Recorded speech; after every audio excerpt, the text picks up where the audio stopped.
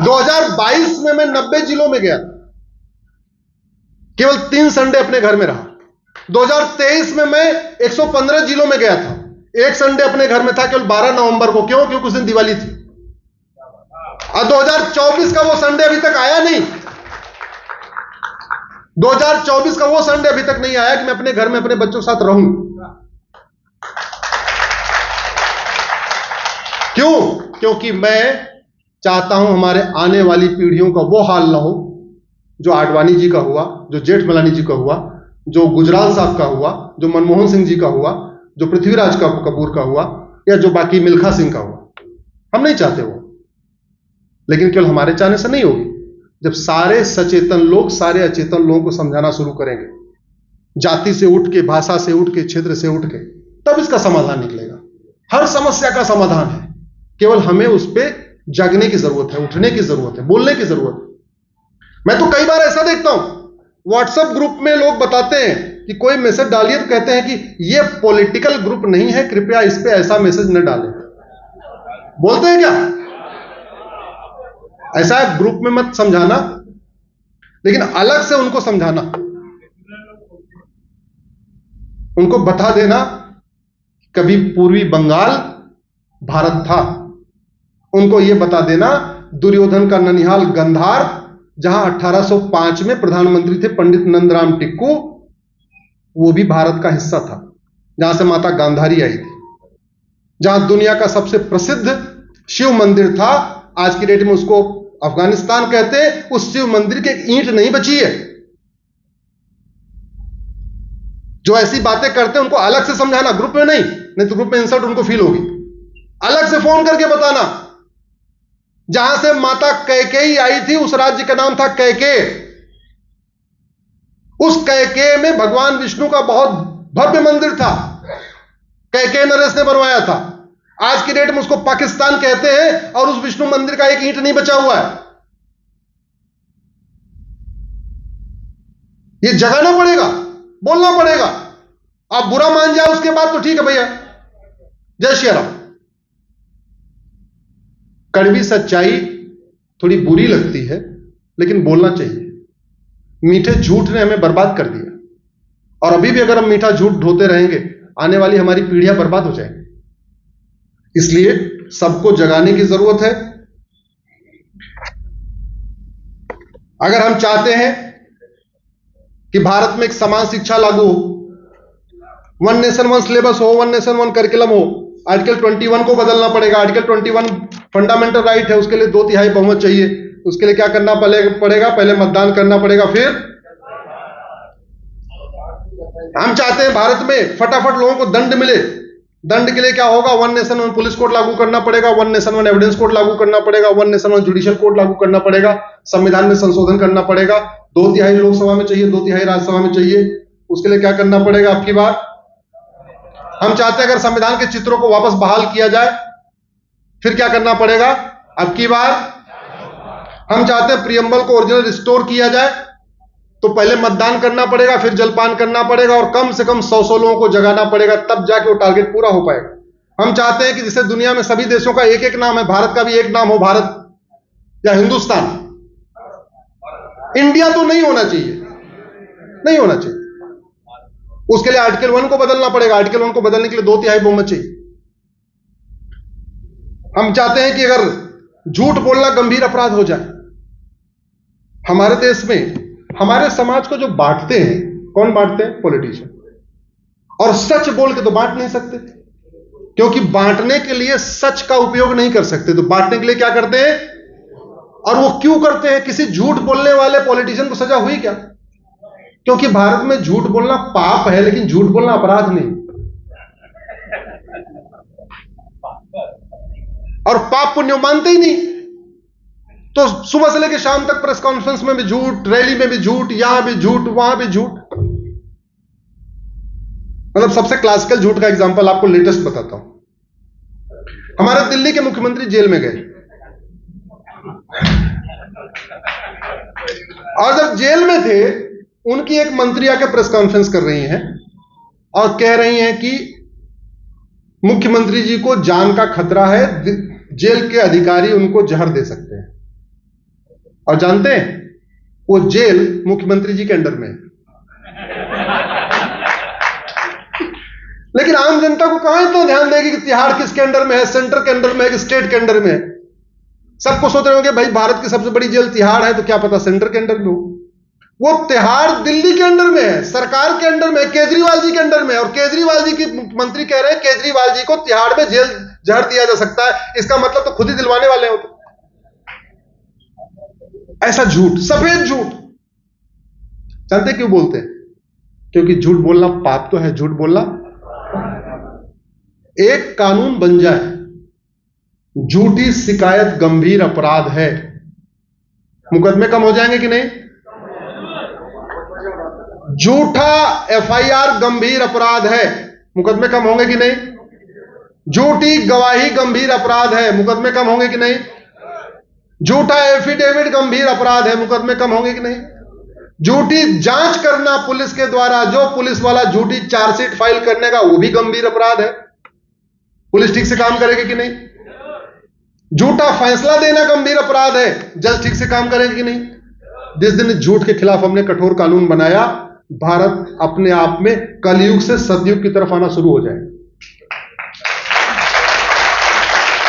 लेकिन उसके लिए आर्टिकल 19 को बदलना पड़ेगा। समस्या वही है, बदलाव करना पड़ेगा। आर्टिकल 19 में फ्रीडम ऑफ स्पीच दिया हुआ है, बोलने की आजादी दिया हुआ है, लेकिन उसमें कोई लिमिट नहीं लगाई। तो एक लिमिट लगाना पड़ेगा कि भैया सच बोलने की आजादी है, झूठ बोलने की नहीं। आर्टिकल 19 में फ्रीडम ऑफ एसोसिएशन है कि आप संगठन बना सकते हो, लेकिन संविधान निर्माताओं ने कभी नहीं सोचा था कि पीएफआई जैसा संगठन बन जाएगा। अब पीएफआई जैसे संगठन के ऊपर 5-5 साल का बैन लगता है। कभी आपने सुना किसी संगठन के ऊपर लाइफ बैन लगाओ ना? आर्टिकल 19 लगाने नहीं देता। हम चाहते हैं अलगाववादी संगठन, जो देश विरोधी संगठन के ऊपर लाइफ बैन हो, संगठन बनाने वालों को, संगठन पे भी बैन हो, संगठन बनाने वालों पे भी लाइफ बैन हो। आर्टिकल 19 को, जो फ्रीडम ऑफ एसोसिएशन है, उसमें एक टर्म्स कंडीशन डालना पड़ेगा।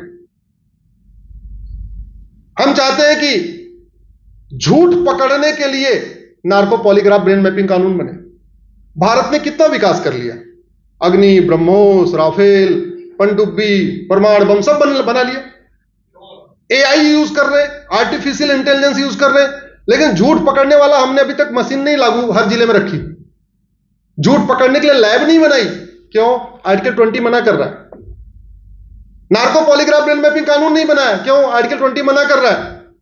आर्टिकल 20 फंडामेंटल राइट है। तो झूठ को गंभीर अपराध घोषित करने, झूठ पकड़ने के लिए हर जिले में एक नार्को पॉलीग्राफ ब्रेन मैपिंग कानून लैब बनाने और एक कानून बनाने के लिए आर्टिकल 19 आर्टिकल 20 को बदलना पड़ेगा। दोनों फंडामेंटल राइट है। वो तभी हो सकता है जब पहले मतदान करें, फिर जलपान करें, 100% मतदान करें और अपनी टर्म्स और कंडीशन के आधार पर सबको सचेत करके मतदान करें।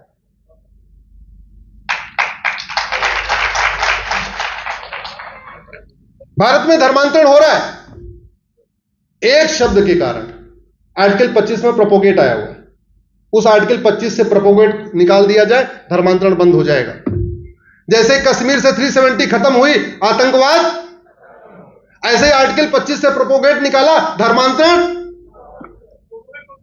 लेकिन आर्टिकल 370 निकालने के लिए 2/3 नहीं चाहिए था। क्यों? क्योंकि आर्टिकल 370 केवल कश्मीर पे लागू होता था, लेकिन आर्टिकल 25 पूरे देश में लागू होता है, इसलिए 2/3 चाहिए। ये जो पूरा तुष्टीकरण का खेल चल रहा है, minority commission, minority affair ministry, संविधान निर्माताओं ने कभी सोचा ही नहीं था कि आने वाले टाइम में भारत में माइनॉरिटी कमीशन बनेगा, माइनॉरिटी अफेयर मिनिस्ट्री बन जाएगी। उन्होंने ये कहा था भैया ठीक है, जो भारत में माइनॉरिटी है इसको अपना स्कूल खोलने का अधिकार होगा, लेकिन वो कौन सी माइनॉरिटी पता है? अरे जो 0.1% हो। यूएन की डिफिनीशन है माइनॉरिटी, एनी ग्रुप और community which is socially, economically, politically non dominant and inferior in population, जिसकी संख्या नगण्य हो, कुछ 100 में हो, 500 हो, 1000 हो, 1500 हो, 2000 हो। लाख और करोड़ वाली संख्या माइनॉरिटी नहीं होती। और दूसरा, उस कम्युनिटी को माइनॉरिटी तो बना ही नहीं सकते जो रूलिंग कम्युनिटी हो। जिस कम्युनिटी ने भारत के ऊपर राज किया हो, उस कम्युनिटी के लोगों को माइनॉरिटी, इसका मतलब मुगल वाली कम्युनिटी और अंग्रेज वाली कम्युनिटी को तो माइनॉरिटी का दर्जा मिल ही नहीं सकता। यह यूएन की डिफिनेशन। हुआ क्या, आर्टिकल 30 में संविधान लिखा तो है, लेकिन माइनॉरिटी को डिफाइन नहीं किया गया। माइनॉरिटी को डिफाइन करने के लिए आर्टिकल 30 में संशोधन करना पड़ेगा। आर्टिकल 30 फंडामेंटल राइट है, उसके लिए क्या करना पड़ेगा आपकी बार? भारत में इतने कंफ्यूज हो गए कि हम धर्म और पंथ के अंतर को भूल गए। मैंने अभी प्रशांत जी एक लेटेस्ट पीआई फाइल किया कि सबसे पहले भारत के लोगों को धर्म और रिलीजन के बीच का अंतर बताइए। धर्म क्या है, रिलीजन क्या है, लोगों को पता हो, इसको प्राइमरी के सिलेबस में डालिए। धर्मनिरपेक्ष शब्द को डिक्शनरी से हटाइए। धर्मनिरपेक्ष शब्द को स्कूलों में जहां पे पढ़ाया जाता वहां से हटाइए, क्योंकि धर्म जोड़ता है और रिलीजन तोड़ता है। धर्म यूनाइट करता है और रिलीजन डिवाइड करता है। भारत धर्म निरपेक्ष नहीं है, भारत पंथ निरपेक्ष तो है, लेकिन धर्म निरपेक्ष। तो आर्टिकल 25 में जहां फ्रीडम ऑफ रिलीजन लिखा हुआ है, वहां पे धर्म और रिलीजन को डिफाइन करना पड़ेगा, इसलिए भी आर्टिकल 25 को बदलाव करना पड़ेगा। और आर्टिकल 25 फंडामेंटल राइट है, इसलिए इसमें क्या करना पड़ेगा? अब आर्टिकल 51A फंडामेंटल ड्यूटी है, उसमें लिखा हुआ है क्या क्या करना। भारत का सम्मान करना, भारत की परंपरा का सम्मान करना, माताओं बहनों का सम्मान करना, वैज्ञानिक सोच विकसित करना, सब लिखा हुआ है। लेकिन नहीं माने तो कुछ नहीं।